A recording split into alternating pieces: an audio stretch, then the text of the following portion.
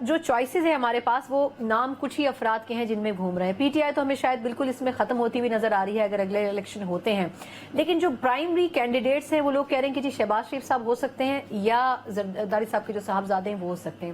آپ کے خیال میں اسٹیبلشمنٹ کی نظر میں بہتر چوائس کون سے ہوں گے ان دونوں شخصیات میں سے؟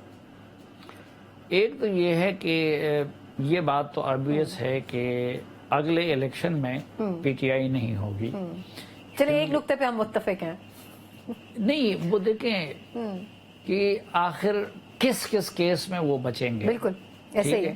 اور جو ان کا پروٹیکشن ہے اور جو ایک دیوار ہے یا حصار ہے وہ ستمبر کے مڈ میں ختم ہو جائے ہٹ جائے گا. لیکن اس میں ایک ضمنی سوال ہے نا سر کہ وہ جو ووٹر جن کے بارے میں وہ کہتے ہیں کہ وہ ووٹر ووٹ والے دن نکلے گا, اگر وہ ووٹر نکلا آپ کے خیال میں ایسا ووٹ موجود نہیں ہے خان صاحب کا؟ نہیں تو وہ ووٹر نکلے گا کس کے لیے جب وہ میدان میں نہیں ہوگا, ڈسکوالیفائی ہو چکا ہوگا, اور جب اس پارٹی کے نام پہ کوئی کینڈیڈیٹ میدان میں نہیں ہوگا تو وہ ووٹر کس کے لیے نکلے گا؟ نہیں, آپ کو لگتا ہے کہ ٹکٹ لینے والے موجود نہیں ہوں گے پی ٹی آئی کے اندر؟ مجھے تو ایسا لگتا ہے کیونکہ جو 9 مئی ہے اس کو تو آپ نے دیکھا ہوگا کہ اس پریس ریلیز میں وہ یہ کہتے ہیں, جو الفاظ ہے اس کو تو اس کو اگر آپ دیکھیں تو ان کا جرم الطاف حسین کے جرم سے 1000 گنا بڑا جرم ڈکلیئر کیا گیا ہے.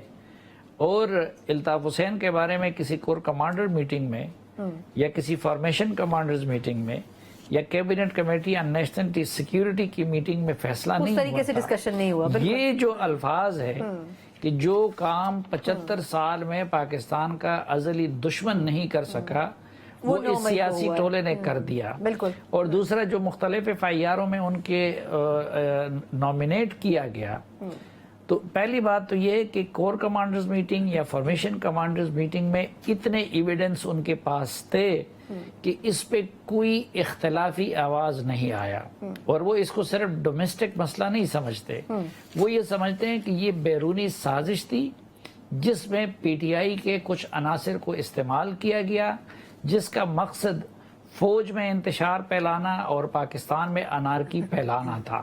بالکل صحیح. ٹھیک, تو آپ دیکھیں کہ اس طرح الطاف حسین نے تو کچھ زبانی طور پر ان کو چیلنج کیا تھا, اور اسی طرح انسٹیٹیوشن کا یونانیمس ڈیسیجن ادھر نہیں ہوا تھا. لیکن اس کیس میں اور اب تو اور اس پریس ریلیز میں یہ بھی ہے کہ صرف یہ نہیں بلکہ منصوبہ ساز اور سہولت کار دونوں. بالکل. تو اس لیے کچھ ایف آئی آر میں ان کو نامینیٹ بھی کیا گیا. آپ نے کہا کہ انہوں نے ایگریمنٹ وائلیٹ کیا پی ٹی آئی نے, اور جاتے جاتے ممکنہ حد تک جتنا خراب کر سکتے تھے کیا, لیکن کیا ہی دلچسپ صورتحال ہے کہ آئی ایم ایف پھر جا کے ان سے ملاقات کرتی ہے اور پھر پی ٹی آئی آگے سے کہتی ہے کہ جی الیکشن کا ٹائم تو آپ کنفرم کروائیں ہمیں پہلے.